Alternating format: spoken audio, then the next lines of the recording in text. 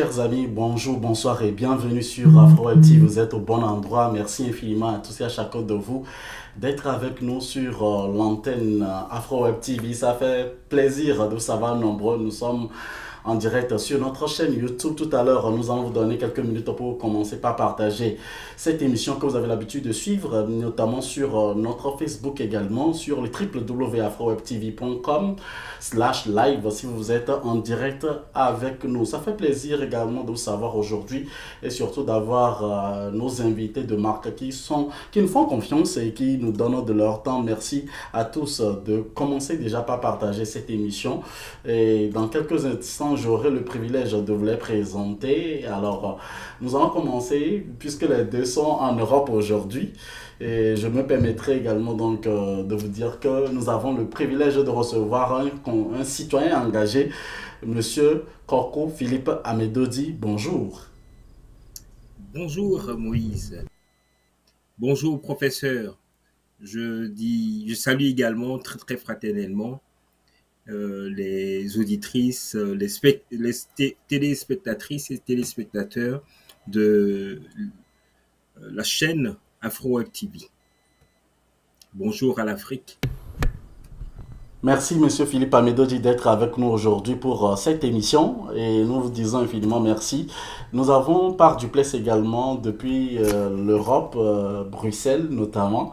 Professeur Pinipini, vous êtes également enseignant dans les universités en Europe et vous êtes également un panafricain, vous êtes écrivain et aujourd'hui nous avons encore le privilège donc de vous recevoir sur notre antenne, sur Afro Web TV. Bonjour et comment va la famille?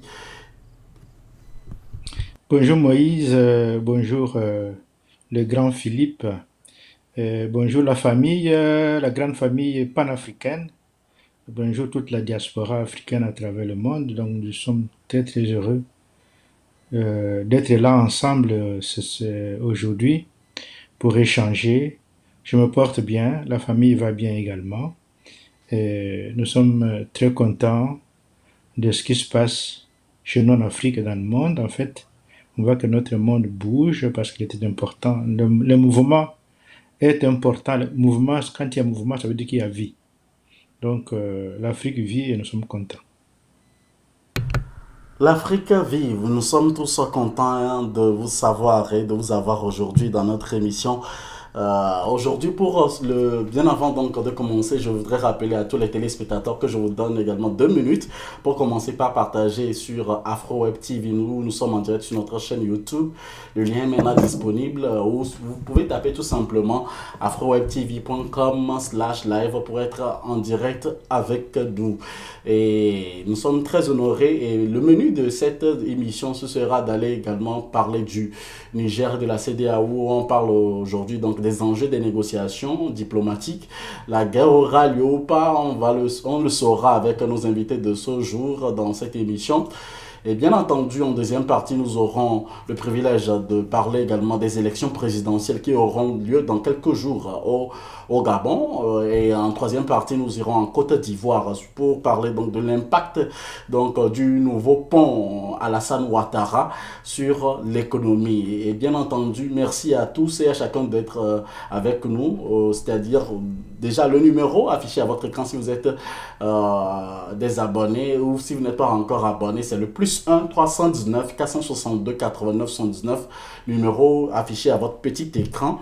Merci infiniment de partager cette émission avec les uns les autres. C'est le moment encore une fois donc de dire les vérités puisque l'Afrique, il y a beaucoup d'Africains également à la diaspora. Qu'est-ce qu'ils en font? Ils se disent intellectuels, d'autres également participent activement aux activités donc de nos pays et c'est le lieu encore une fois de dire un infini merci à vous tous ceux qui essayent également de partager cette émission avec les uns les autres. Nous vous donnerons 2 minutes si vous êtes amis internautes pour participer à cette émission. Vous aurez 2 minutes tout simplement pour poser votre question, pour faire votre intervention. Ce sera un honneur également pour nous puisque moi-même je continue pas à partager en même temps. Donc pour nous de savoir que vous êtes toujours avec nous sur la meilleure antenne de la diaspora. Mesdames, Messieurs, on entame alors donc la première partie donc de cette émission avec le cas de la CEDEAO. La CEDEAO est encore donc dans de beaux draps et met tout en œuvre pour un retour à l'ordre constitutionnel au Niger qui, depuis juillet dernier, connaît un coup d'État. D'autres diront que c'est une tentative de coup d'État. Le nouveau Premier ministre rassure que rien n'arrivera au président Bazoum. La guerre est-elle une solution? On se pose la question. Et où en sommes-nous, pardon, avec les négociations diplomatiques pour sauver le président Bazoum? Et qui peut sauver en ce moment le président Bazoum? Qui seront les perdants au cas où la guerre s'éclate en Afrique de l'Ouest? Première question pour M. Philippe Amedodji, qui continue pas à partager, bien entendu. C'est le lien de l'émission, merci. M. Philippe Amedodji, aujourd'hui, quelle est l'analyse première que vous faites par rapport à cette situation qui prévaut au Niger et surtout avec les sorties des chefs d'État constituant donc aujourd'hui la CEDEAO?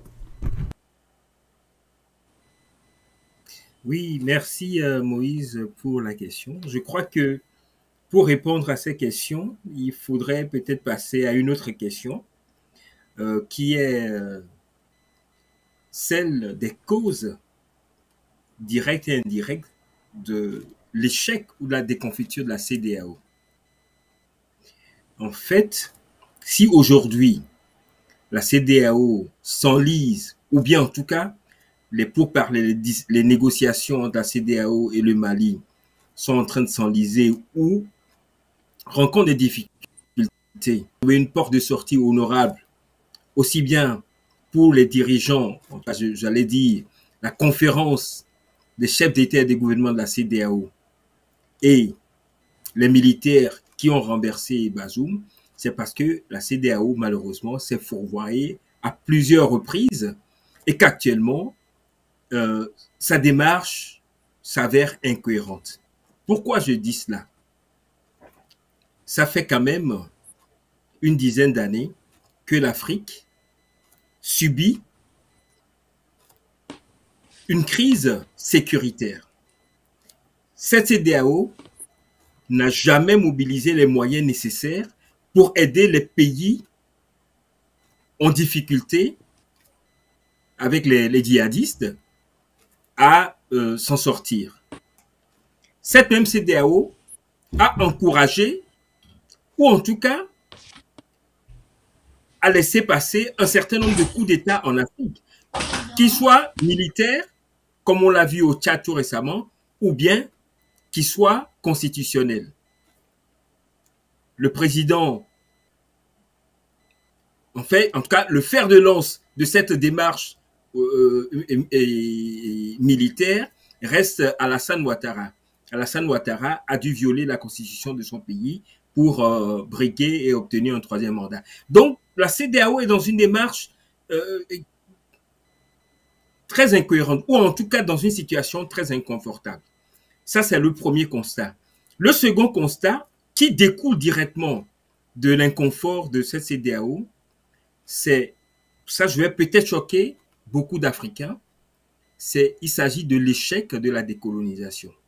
Lorsqu'on lit, en tout cas, la décolonisation octroyée par la France, lorsqu'on lit les 11 accords coloniaux que De Gaulle a négociés avec nos parents, nos arrière-grands-parents, avant d'octroyer, je dis d'octroyer, ou de concéder l'indépendance à nos pays, on se dit, dans ces conditions-là, donc l'Afrique ne pouvait pas se développer. Ce qu'on vit, les Africains vivent aujourd'hui, comme situation difficile économique, situation conflictuelle politique, ou on peut l'appeler, situation conflictuelle et politique, et même injustice sociale, découle directement de la façon dont, malheureusement, certains leaders de nos indépendances, il y a 60 ans plus tôt, ont négocié leur indépendance.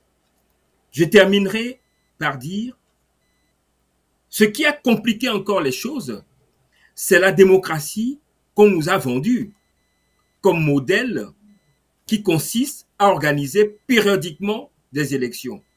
Les chefs d'État africains, soutenus par la France, bien sûr, qui ont vite compris qu'il suffisait de manipuler ces élections-là, d'acheter les consciences, de frauder massivement pour se maintenir au pouvoir, ont trouvé ça comme une aubaine. Et la France, ça sent pertinemment qu'il y avait ce contournement systématique par ses poulains, certains diront par ses lieutenants au niveau de l'Afrique, à cautionner cela. On l'a encore vu tout récemment avec Emmanuel Macron, qui est parti adouber, ou en tout cas introniser le fils d'Idriss, paix à son âme,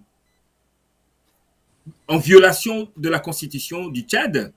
Donc, ça montre que on a un problème. Et je termine en disant, aujourd'hui, si le Mali a le vent en poupe, si le Niger a le vent en poupe, si le Burkina Faso a le vent en poupe, même la Guinée, Conakry, si ces 4 pays sont massivement soutenus par leur population, c'est que les populations de ces 4 pays ne sont pas du tout contents, ne sont pas en phase avec le modèle démocratique qui prévaut dans leur pays.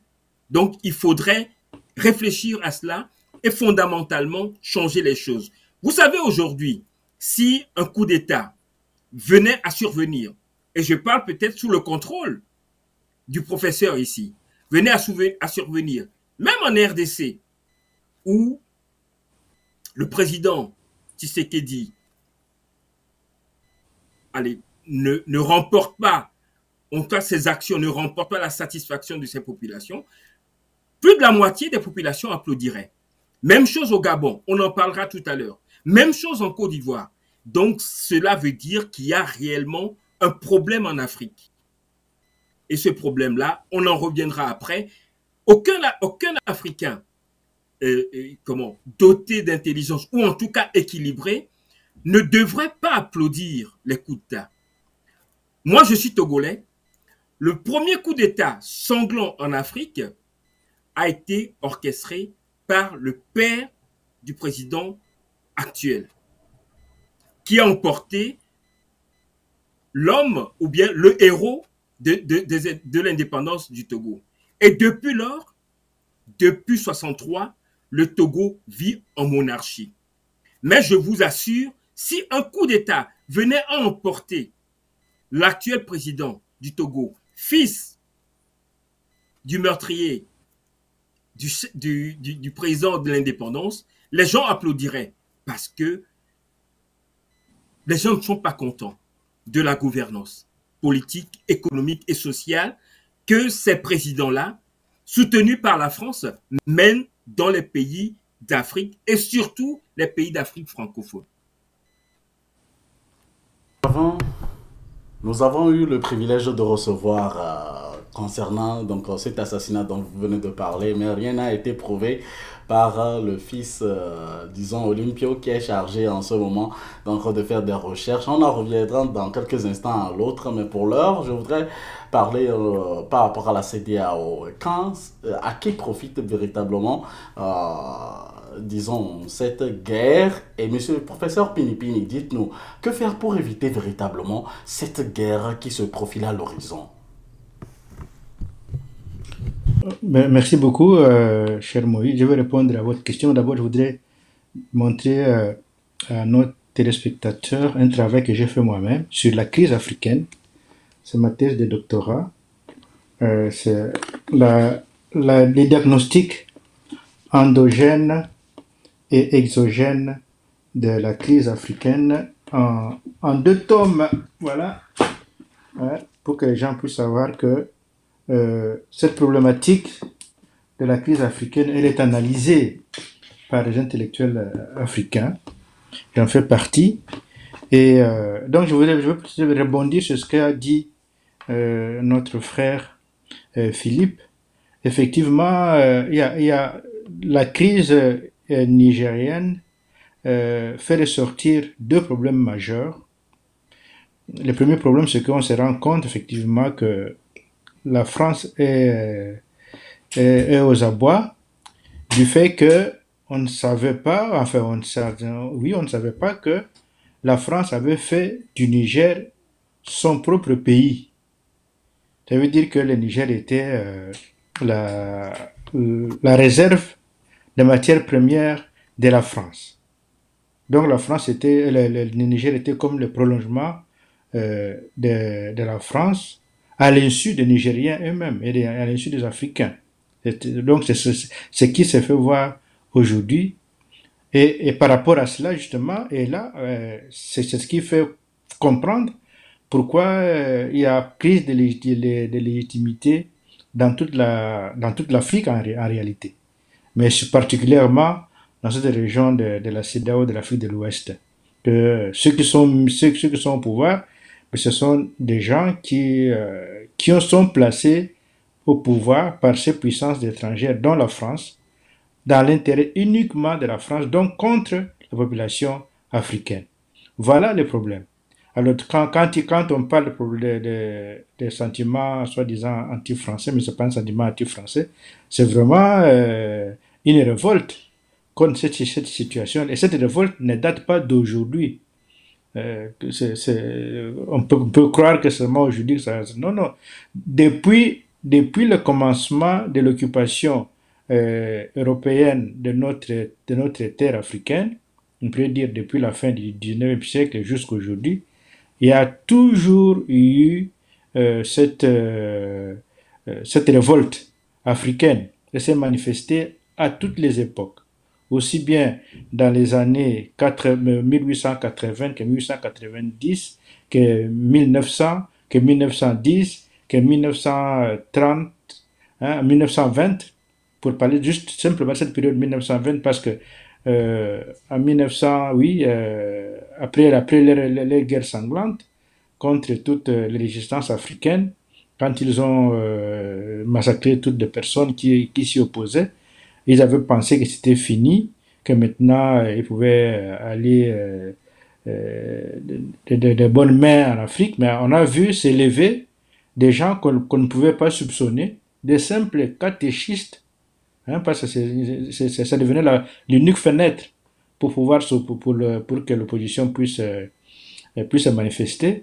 Et c'est des simples catéchistes qui se faisaient les héros des peuples et qui ont soulevé les peuples. Je donne l'exemple seulement au Congo d'un certain Simon Kimbangu qui, dans un petit village reculé, a fait reculer la puissance colonisatrice de l'époque, et d'ailleurs y compris au Congo-Brazzaville et en Angola, à partir d'un village tout simplement du Congo. Et d'autres l'ont fait à travers toute l'Afrique, y compris au Togo, au Nigeria et au Sénégal, un peu partout.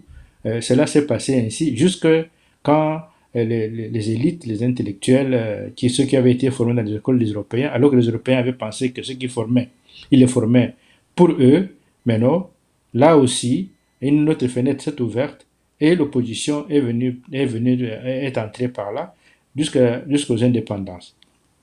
Donc c'est pour dire simplement que, contrairement à ce que l'on pense aujourd'hui, la révolte africaine, elle est permanente parce que la situation d'occupation n'est pas une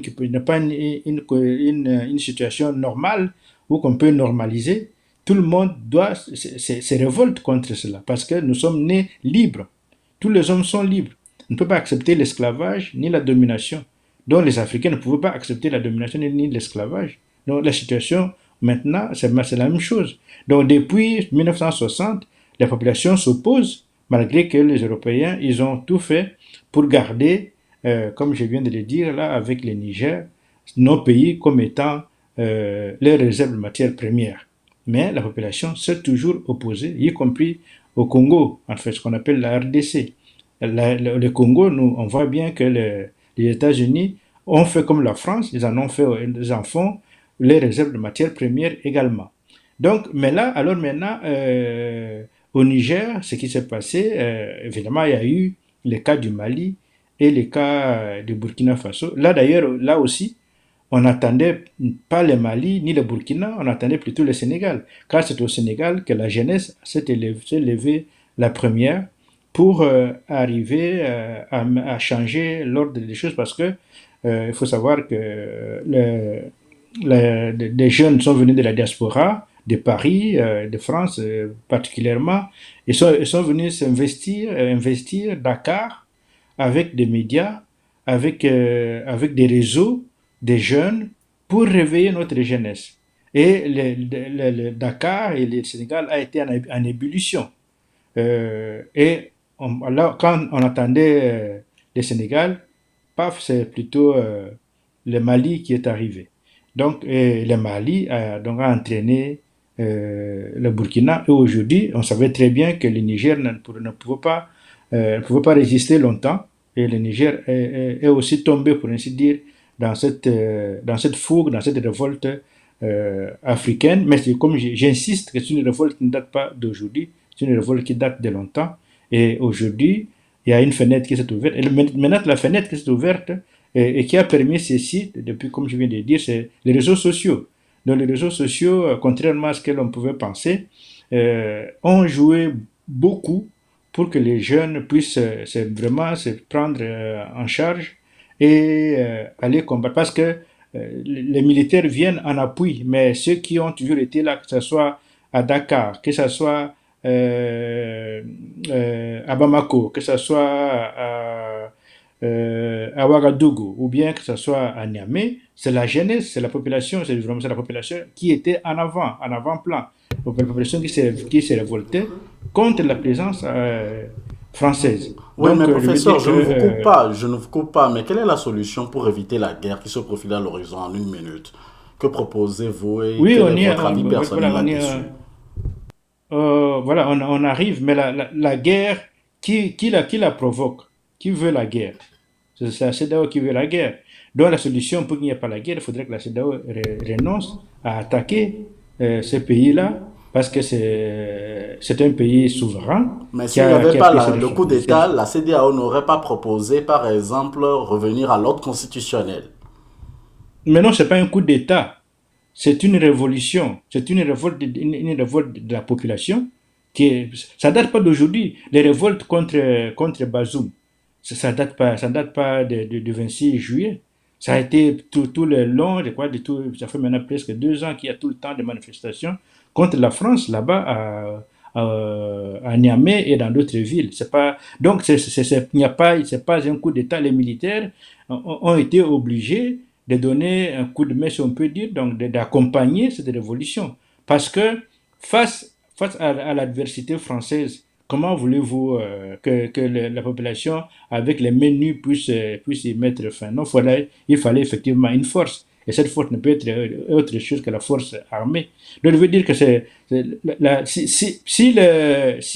les militaires n'avaient pas pris le pouvoir, de toutes les façons, Bazoum devait tomber. La population allait le faire tomber, ça serait bien sûr au prix d'un bain de sang foudroyant, mais il devrait tomber. Donc, vous avez dit que C'est votre avis, professeur. c'est la CEDEAO. Oui, c'est Oui, votre c'est avis. la CEDEAO Ouais. uniquement Aujourd'hui, qui doit tout le monde renoncer à culpabilise. attaquer. Oui, aujourd'hui, tout le monde culpabilise la CEDEAO sur tous les points et on constate également que sur le terrain, il n'y a pas des activités que la CEDEAO fait également pour concrétiser véritablement, même si il y a de cela quelques heures, l'information vient de sortir qu'il se prépare. Donc, les forces de la CEDEAO sont prêtes à intervenir au Niger dès que l'ordre sera donné. Et vos réactions, monsieur Philippe Amidoji? Deux petites choses. La première, je remercie docteur Binibini qui dit bien que ce n'est pas un coup d'État, c'est une révolution, c'est une insurrection populaire. Il faut l'entendre comme cela. Pas plus tard qu'aujourd'hui, l'Association des femmes de Niger, qui, d'après les informations, regroupe, ou en tout cas, je crois, compte 52% des femmes nigériennes affiliées, a apporté son soutien aux militaires. Donc je crois que il s'agit, vous m'entendez? Je crois qu'il s'agit Très bien. véritablement, Très bien. il s'agit véritablement d'une révolution, comme le disait tout à l'heure mon prédécesseur. Vous avez posé également la question de savoir que va-t-il se passer? Est-ce que la CEDEAO va passer à l'acte? Vous savez, quelques jours, lorsque la réunion des chefs d'état-major des 11 pays qui ont décidé d'aller en guerre contre le Niger pour, soi-disant, rétablir l'ordre constitutionnel, là je reviendrai tout à l'heure, ok, beaucoup ont dit que c'était du bluff parce que la CEDEAO n'a même pas les moyens. Nous avons diffusé ici l'état des forces en présence. Vous savez que depuis une trentaine d'années, tous ces pays-là de la CEDEAO sont sous ajustement structurel de la FMI. Donc, ils ont des armées obsolètes, aussi bien en hommes qu'en matériel.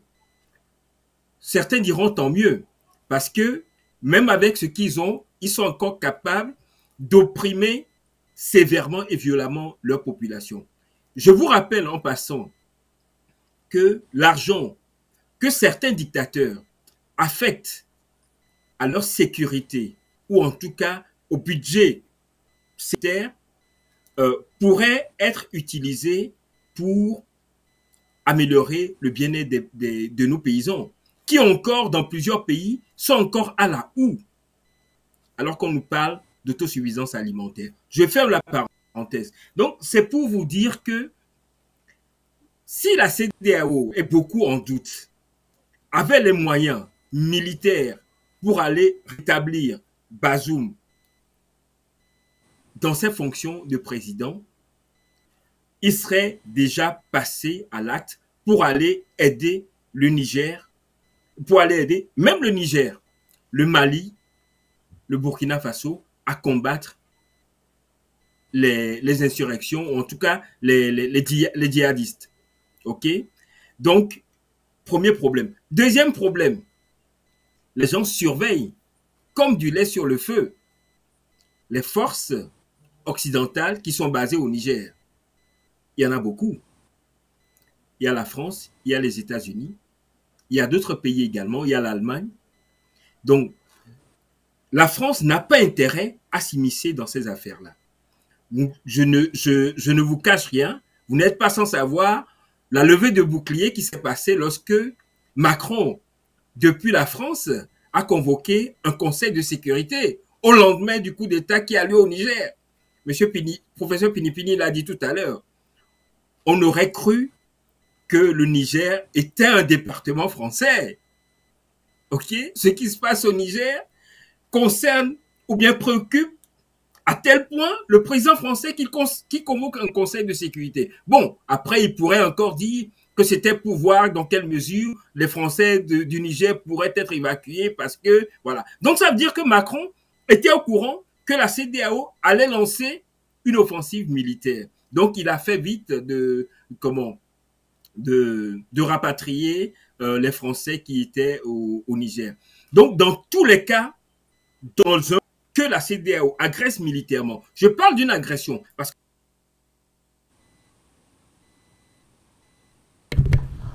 Monsieur Philippe Amidodi, on vous reçoit faiblement. Monsieur Philippe Amidodi, vous me recevez? Oui, tout Maintenant, à fait. Il y avait va. eu un petit problème. Ok, allez-y. Voilà. Je disais, je vais terminer par là. Dans les deux cas, la CEDEAO est mal barrée.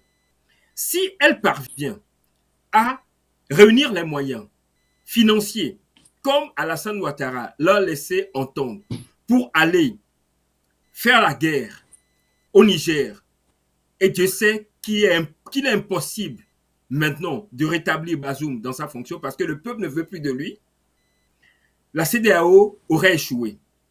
Si la CEDEAO s'appuie sur des forces extérieures, en l'occurrence la base militaire française au Niger, pour aller agresser les militaires, ça a des problèmes. Ou en tout cas, les dirigeants français ou l'oligarchie française a des problèmes. Donc, dans les deux cas, je crois qu'il y a véritablement un problème. Et dernière chose, vous savez, beaucoup l'ont dit, M. Pinipini a parlé tout à l'heure de la légitimité même de l'action militaire de la CEDEAO au Niger. Moi, j'ai lu les traités, le traité de la CEDEAO. Ouais. Je vais terminer par là. J'ai lu, vous savez, ça pose un problème véritable de légitimité. Et c'est ce manque de légitimité dont souffrent beaucoup d'États en Afrique. comment la CEDEAO, qui est au courant de la constitution de ces pays-là qui la composent, ok, pourrait organiser une offensive armée alors que la constitution de ces pays prévoit que pour organiser cette offensive, il faut passer par un accord des parlements. Donc, ce n'est pas les chefs d'État qui doivent décider, ok, qui sont à l'exécutif. Il faut demander l'avis du législatif. Et Talon a dit qu'il s'en passe. En Côte d'Ivoire, il dit qu'il s'en passe. Donc, ça veut dire que la CEDEAO est toujours là pour cautionner les violations et les viols de la constitution de ces pays. Je crois que la CEDEAO joue sa carte, elle risque d'être complètement enterrée si elle agresse, et même si pas, elle doit se rénover. C'est l'avis donc de M. Koko Philippe Amedodji. Alors, qu'adviendrait-il par exemple si les Occidentaux interviennent à un moment donné à l'autre, comme je peux paraphraser M. Philippe Amedodji, la France intervenait avec ses forces du côté donc du Niger. Est-ce que la Russie qui supporte les autres pays qui forment aujourd'hui les francs, où on constate qu'il y a le Burkina, le Mali qui sont terriblement soutenus par la Russie, est-ce que la Russie aussi pourra donc en géopolitique mettre ses forces à la disposition donc, du Niger? La grande question se pose, monsieur le professeur Pinipini. Et l'autre question que je voudrais rajouter à ces deux petites questions pour vous, professeurs, c'est on constate probablement que la plupart du temps, dans les pays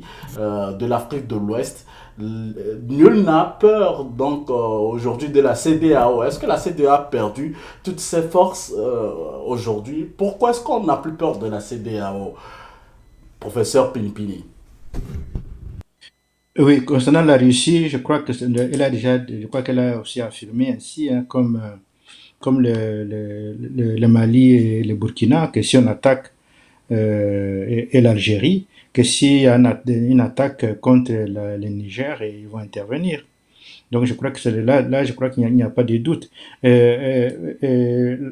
La question effectivement est de celle de savoir est-ce que la France pourra attaquer. J'ai lu aujourd'hui que dans le journal français Le Figaro qui a écrit que les soldats français basés au Niger se demandent ce qu'ils doivent faire parce que ils voient bien que la situation n'est plus favorable pour eux. D'ailleurs on peut se demander est-ce que la France peut même attaquer le Niger. Parce que si la France pouvait le faire, étant donné l'importance tellement stratégique pour elle, pour ce pays, elle l'aurait déjà fait. On a vu par le passé, elle avait fait en Côte d'Ivoire. La Côte d'Ivoire a été attaquée immédiatement, même si le Nigeria est venu en appui, mais la France a d'ailleurs pris le Nigeria dans sa baissière pour se donner une certaine légitimité, mais c'est elle qui était venue, elle qui était à l'avant-garde.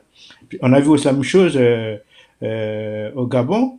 Je crois qu'il y avait une des élections qui était passée au temps de Omar Bongo, que la population s'était révoltée, voulait mettre Omar Bongo dehors. C'est la France elle-même qui est venue et qui a attaqué la population, qui a tiré sur la population. Donc l'armée française avait attaqué directement la population, n'a pas attendu quelque ordre que ce soit.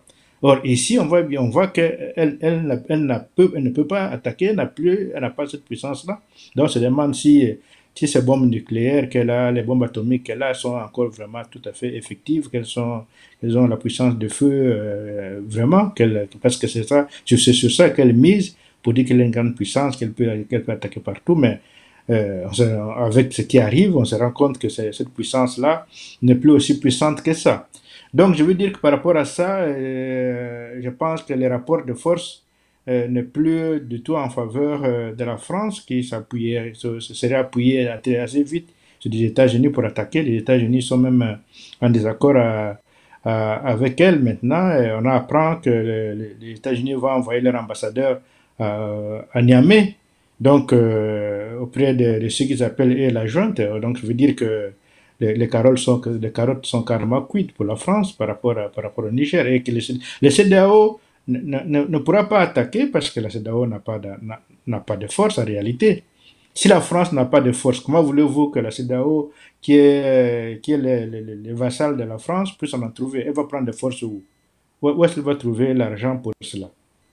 l'argent ne peut pas venir. Les Américains ont dit qu'ils ne vont pas donner de l'argent par rapport à ça. Alors, l'argent de la CEDEAO pour aller attaquer le Niger viendrait d'où? En sachant que le Niger a derrière elle le Burkina, le Mali, l'Algérie et la Russie aussi qui est en soubassement, même la Guinée. Et donc, non, je ne pense pas qu'il y aura quoi que ce soit par rapport à ça. D'ailleurs, on voit la sérénité avec laquelle les ministres entrent en fonction et comment est-ce que la société civile est en train d'accompagner le nouveau gouvernement et les militaires qui sont avec. Donc je crois que alors par rapport donc à la CEDEAO, pourquoi les gens ne craignent plus la CEDEAO? Mais parce que ceux qui dirigent la CEDEAO sont illégitimes. Les gens ne les aiment pas, tout simplement. Il n'y a personne de ceux qui sont aujourd'hui à la CEDEAO qui est vraiment aimé par son peuple. Citez-moi un seul. Il n'y en a pas. C'est pour cela que les gens, ce qu'ils n'aiment pas, ce n'est pas la CEDEAO. Ce qu'ils n'aiment pas, ce sont ceux qui dirigent les pays de la CEDEAO et qui se sont accaparés de la CEDEAO. La CEDEAO, c'est une organisation qui est africaine, une organisation des peuples africains, et les peuples africains ne vont pas la rejeter. Mais ils rejettent ceux qui ont pris la tête des pays qui font la CEDEAO et qui, eux, sont illégitimes, tous. Donc voilà, le problème, il est là. Il manque de légitimité pour pouvoir prendre la CEDEAO et la diriger. Donc on leur récuse cette légitimité, ils doivent dégager. Et la CEDEAO va renaître, ce sera une CEDEAO vraiment des peuples qui va renaître avec des peuples nouveaux, avec des dirigeants qui sont acceptés par leur peuple. Si c'était des dirigeants comme ceux du Niger, du Mali, du Burkina et qui étaient à la tête de la CEDEAO, il n'y aura pas de problème. Les gens vont aimer. Donc je veux dire que ce n'est pas la CEDEAO qui est mise en cause, ce sont plutôt des dirigeants illégitimes qui sont là et qui sont accaparés de la CEDEAO en se montrant comme étant de véritables dirigeants. C'est l'avis donc du professeur Pini. On connaît des présidents qui sont légitimes et qui font partie donc de la CEDEAO. Quand on prend le cas par exemple de Patrice Talon, c'est un président légitime. Professeur, je suis probablement à la fin donc de cette première partie. Je vais vous donner chacun une minute pour terminer et pour qu'on aborde la seconde partie de cette émission qui sera encore plus intéressante. Monsieur Kokou Amedoji, dites-nous, quel est le conseil que vous pouvez donner à tous les compatriotes qui nous écoutent en ce moment et qui nous regardent sur AfroWeb TV et qui reviendront en replay et suivre également cette émission qui sera disponible sur notre chaîne YouTube? Il serait prétentieux que moi, en tant que simple citoyen engagé, je donne un conseil à nos concitoyens, mais je peux donner mon point de vue sur la situation tendue. Mais avant de donner ce point de vue, j'aimerais juste rajouter, vous voyez, on va aborder tout à l'heure le cas du Gabon et de la Côte d'Ivoire. Vous avez parlé de Patrice Talon, qui est, c'est vrai, lors de son premier mandat, élu démocratiquement. Mais à quel prix? En mettant tous ses opposants politiques en exil. J'ai entendu la semaine dernière un Chinois dire qu'avec le développement de l'industrie de transformation au Bénin, le Bénin pourrait être propulsé dans les mois et années à venir dans la sphère des pays très très riches. Mais à quel prix? Est-ce qu'on peut, au nom d'un certain développement qui profite à 5% des populations, mettre ou en tout cas bâillonner toute la population?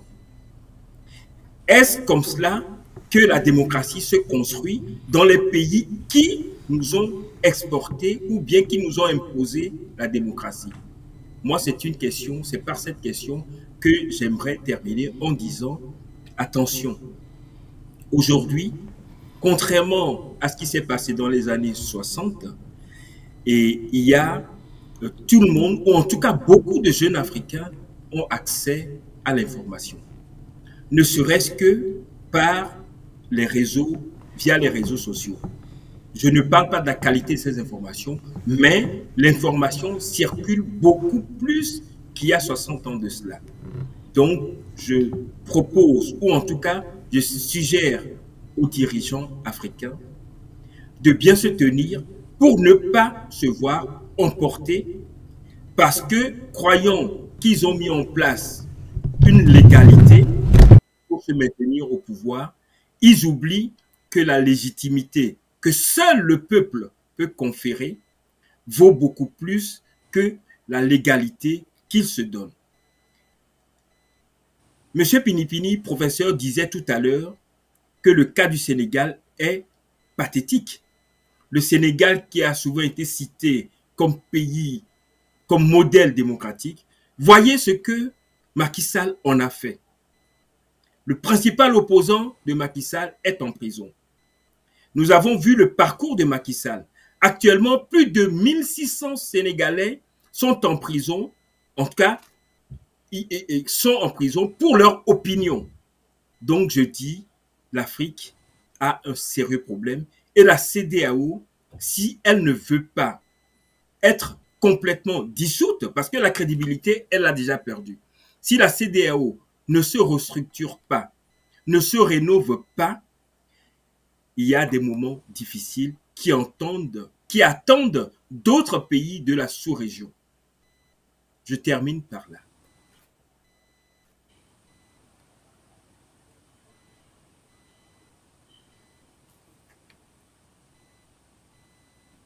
On ne vous entend pas, cher Moïse. Non, toujours pas. Non,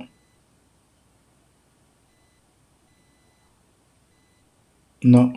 Non. Nous, on s'entend, mais on ne vous entend pas. Oui. Mais bon, enfin, oui. Mais je suppose que c'est par rapport à la même question. Donc, de une minute, je peux peut-être rapidement enchaîner sur ce qu'a dit mon ami Philippe. Donc, la question de la CEDEAO, je dis que nous n'allons pas dissoudre la CEDEAO, même si Bandakani euh, euh, euh, Connais cela. À Yaoundé l'a déjà dissoute. Mais dire nous n'allons pas dissoudre la CEDEAO. La CEDEAO, c'est une organisation africaine, d'un peu même panafricaine. Seulement qu'on va destituer tous ces imposteurs-là qui dirigent, qui ont pris la CEDEAO en otage et qui sont des bras armés de l'Europe inquisitoriale. Donc, c'est en Afrique. Donc, ce sont ces gens-là que nous devons mettre à la porte comme on l'a commencé à le faire déjà. On l'a fait Guinée, on l'a fait Burkina, on l'a fait au Mali, maintenant c'est au Niger, on attend les tours du Sénégal, les tours de la Côte d'Ivoire, les tours du Togo, les tours du Bénin, donc les tours du Ghana, les tours du Nigeria, tous ces pays-là doivent avoir des véritables dirigeants pour que l'Afrique puisse véritablement se réveiller, parce qu'autrement, c'est le peuple africain qui va disparaître. L'enjeu est là. Parce que tel que la France avait cadenassé tout l'appareil politique africain, la conséquence directe, les résultats devaient être la disparition de ce peuple-là. Vous imaginez qu'un peuple comme le peuple de Niger devait vivre dans cette situation de paupérisation exagérée. Mais c'est un peuple qui ne veut pas, d'abord qui jusqu'aujourd'hui n'a pas beaucoup d'espérance de vie, et ça devait continuer comme ça. Dans moins d'un siècle, il n'y aurait plus le peuple nigérien, ça passerait pareil avec le peuple malien, avec le peuple sénégalais, avec le peuple ivoirien. Tous ces peuples vont disparaître l'un après l'autre. Donc, or, cela ne peut pas arriver, ne peut pas arriver. Donc, la révolte d'aujourd'hui, c'est pour la survie. Notre survie en dépend. Donc, nous devons résister et chasser tout ce monde-là, reprendre les choses en main, reprendre les pouvoirs et redresser nos pays pour que nous puissions vivre. Autrement, notre vie est menacée. Voilà la question. Alors, par rapport à la situation de Patrice Talon, moi j'ai été au Bénin, tout comme j'avais été aussi en Côte d'Ivoire, mais je peux vous raconter des anecdotes de ce que j'ai moi-même vu de mes propres yeux. Donc, je crois que Philippe vient de le dire, on ne peut pas se légitimer en bâillonnant tous ses adversaires, en les mettant en prison, en confisquant tous leurs biens, pour être l'unique candidat. Et puis se faire proclamer comme ça, dire que moi, il n'y a pas de légitimité par rapport à ça. Une légitimité vient des urnes, et des urnes qui sont véritablement démocratiques, où chacun va exprimer, où la voix qui a été exprimée est prise en compte, parce qu'on ne peut pas dire que les gens n'ont pas exprimé leur voix. Non, les gens sont allés voter. Dans tous nos pays, les gens vont voter, les gens expriment leur voix, y compris au Togo, ou bien ou en Côte d'Ivoire, n'importe où. Les gens expriment leur voix. Mais le problème, c'est que leur voix, qu'ils expriment leur vote, ne sont pas prises en compte. Leurs votes sont bafoués. Et à ce moment-là, on vient se présenter comme étant, on va fabriquer des résultats, tout à fait fabriqués dans des officines, et on vient proclamer à tout le monde, voilà, moi j'ai été élu. Mais c'est pas comme ça qu'on dirige des nations. Donc cette façon-là distordue de diriger doit disparaître. Il faudra un nouveau exercice du pouvoir qui tient compte de la population, que les votes qui sont exprimés doivent être ceux-là qui doivent être aussi proclamés, et ce sont ceux qui sortent du vote populaire, sont ceux qui doivent prendre les rênes du pouvoir. Merci, professeur. J'espère que vous m'écoutez maintenant. J'espère que les dieux de l'Internet et de la technique seront avec nous. Fin donc de cette première partie, on aborde la seconde partie dans 37 secondes exactement. Que pensez-vous de l'actualité africaine cette semaine? Chaque semaine, nous vous invitons à décrypter l'actualité de la semaine avec nous sur votre télé AfroWeb TV. Retrouvez les analystes politiques pour donner les différents points de vue sur des sujets de l'heure chaque mercredi à 11 h et chaque samedi à partir de 11 h Central Time sur AfroWeb TV. Pour participer, appelez-nous ou envoyez-nous des messages par WhatsApp sur le +1 319 462 89 79.